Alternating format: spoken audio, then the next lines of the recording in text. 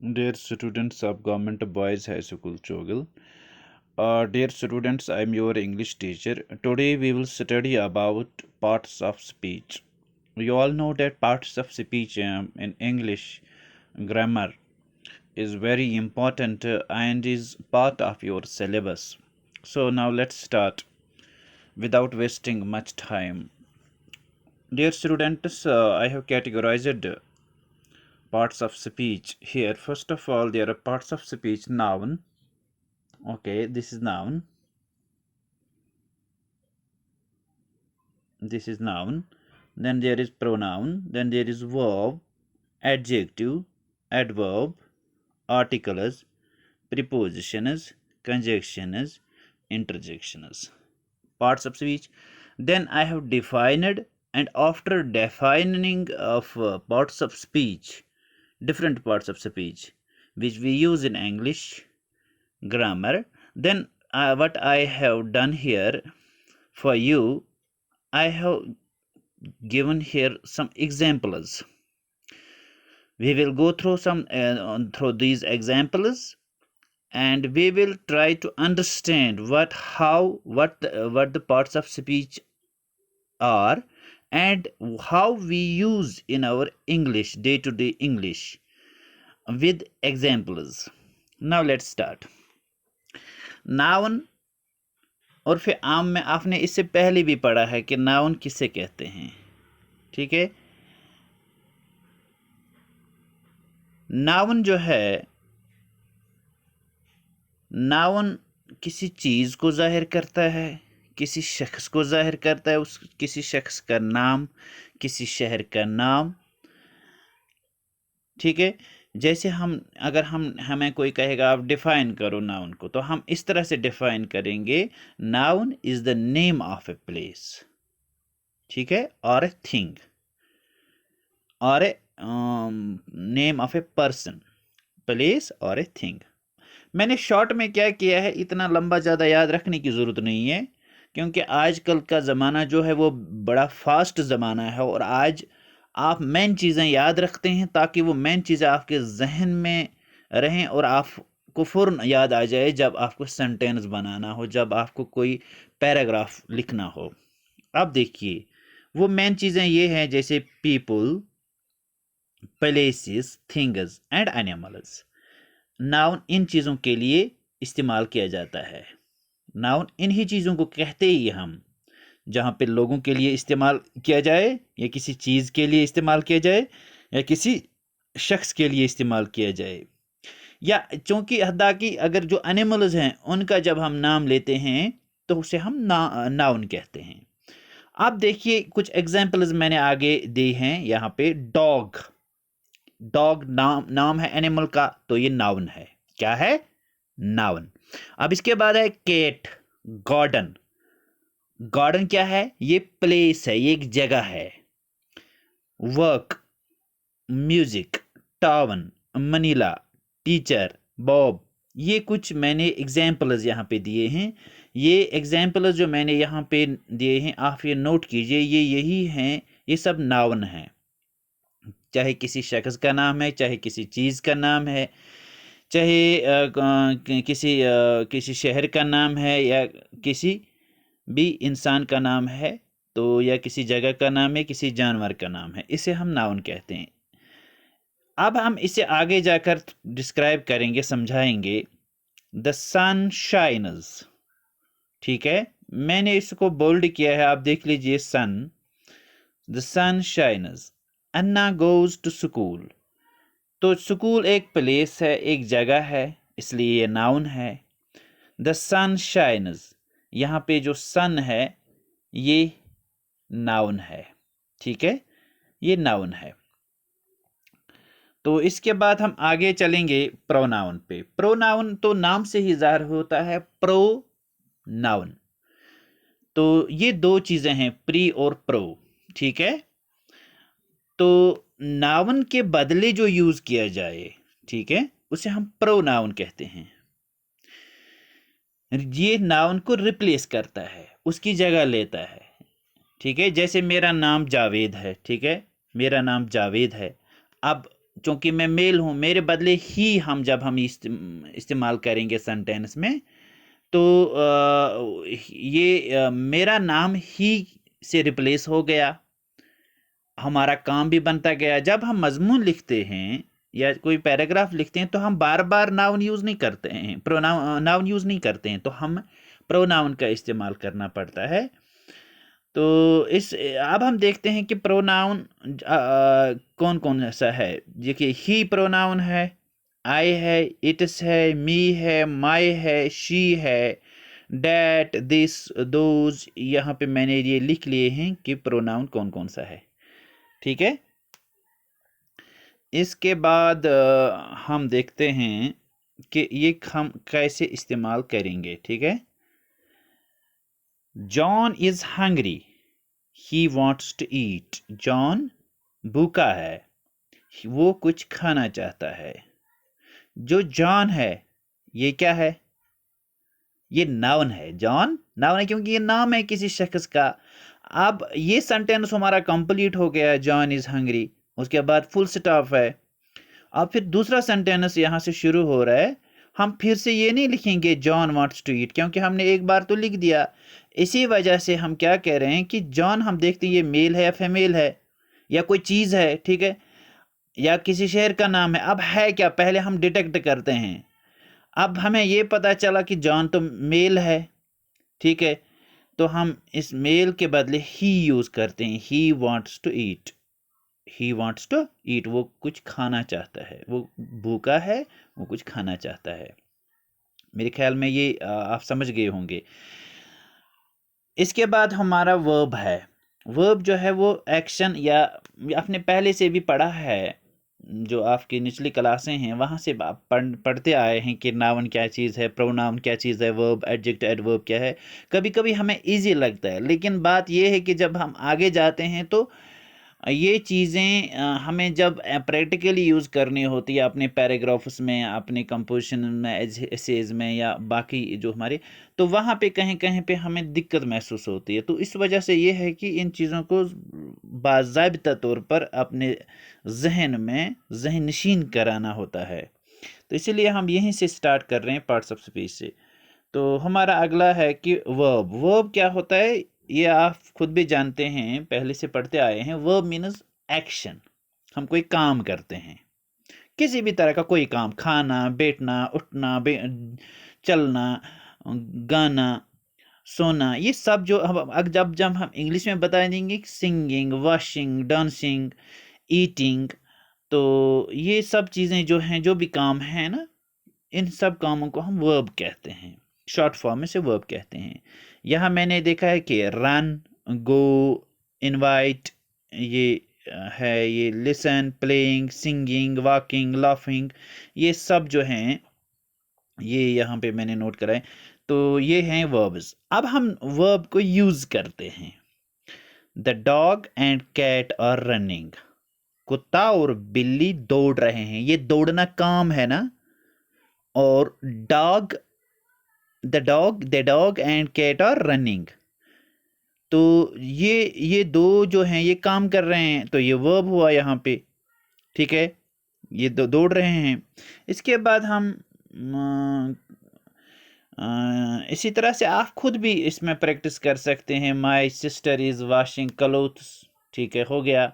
My mother is cooking food. इस तरह से अगर हम इसको खींच लेंगे तो बहुत सारे सेंटेंस बन गए। आप घर में जाकर के इसको तैयार कीजिए, आप सेंटेंस बहुत सारे, और फिर आप व्हाट्सएप या किसी के ज़रिए हमें भेज दीजिए, तो हम करेक्ट करके आपको वापस भेज देंगे। आप ट्राई कीजिए अपनी जगह पे।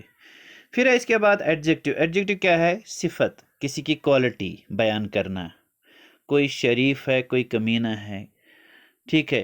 तो जो इंसान में सिफात होते हैं, जो क्वालिटीज़ होती हैं, वो अच्छी भी होती हैं, बैड भी होती हैं।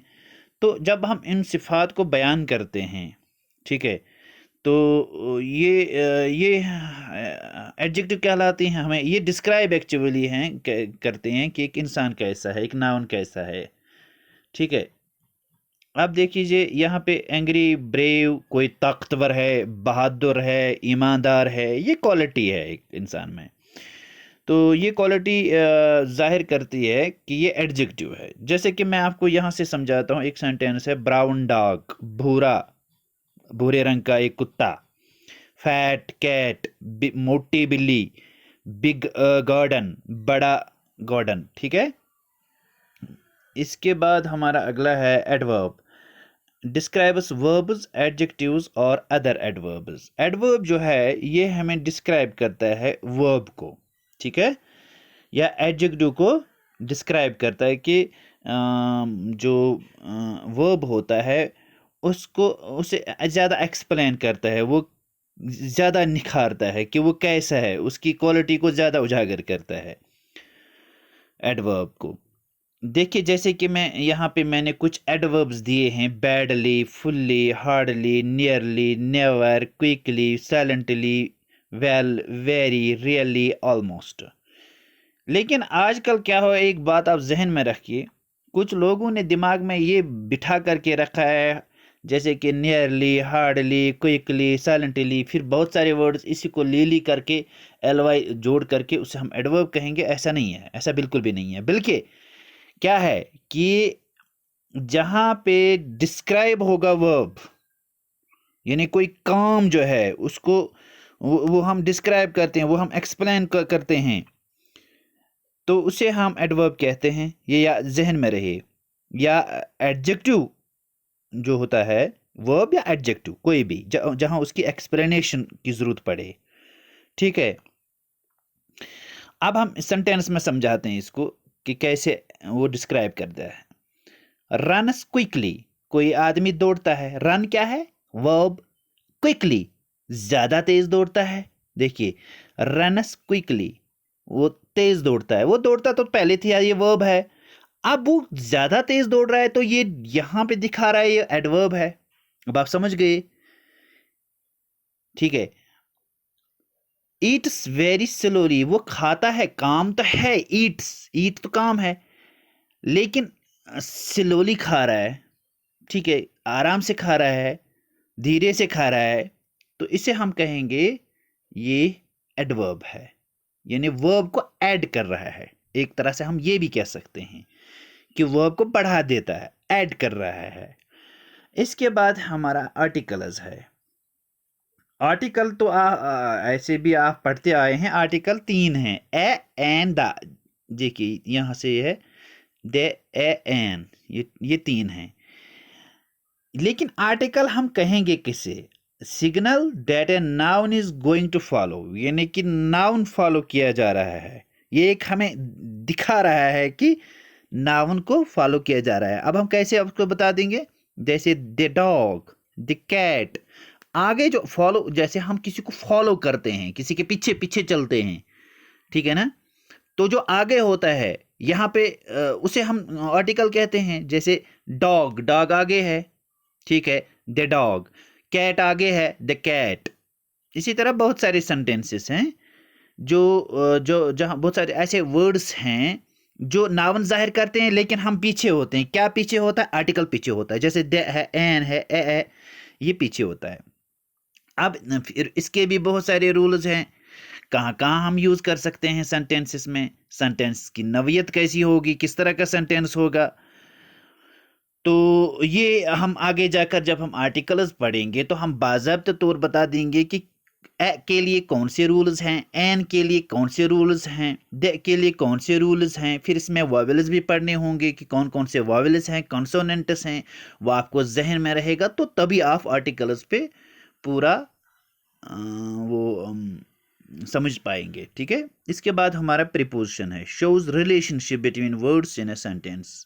प्रीपोजिशन हमें क्या है कि ये हमें रिलेशनशिप दिखाता है जो वर्ड्स होते हैं आपस में, सेंटेंस में जो वर्ड्स होते हैं। ठीक है, जो कोई एक सेंटेंस होता है उसमें जो वर्ड्स होते हैं आपस में जो रिलेशंस होते हैं, रिश्ता होता है, उसे हम प्रीपोजिशंस कहते हैं। जैसे मैं आपको बता दूं, above, before, except, from, in, near, of, since, between, upon, where, to, at, after, ये on, ये सब प्रीपोजिशंस कहलाते हैं। ये आप जहन में रखिए कि कौन कौन से प्रीपोजिशंस हैं, याद रखिए।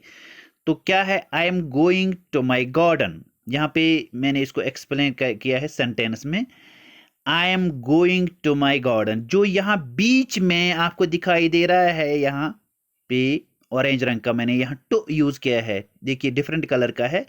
आई am going to my garden, मैं बाग में जा रहा हूं। जो ये टू यूज किया गया है बीच में, ये एक सेंटेंस तो पूरा है, अब दो सेंटेंस के बीच में जब टू लगा दिया गया है, ये आखिर और पहले के बीच जो दो वर्ड्स हैं, दो वर्ड्स हैं सेंटेंस में यूज किए जाते हैं, उनको रिलेशनशिप प्रोवाइड करता है, रिश्ता प्रोवाइड करता है, तभी सेंटेंस का मीनिंग बन जाता है।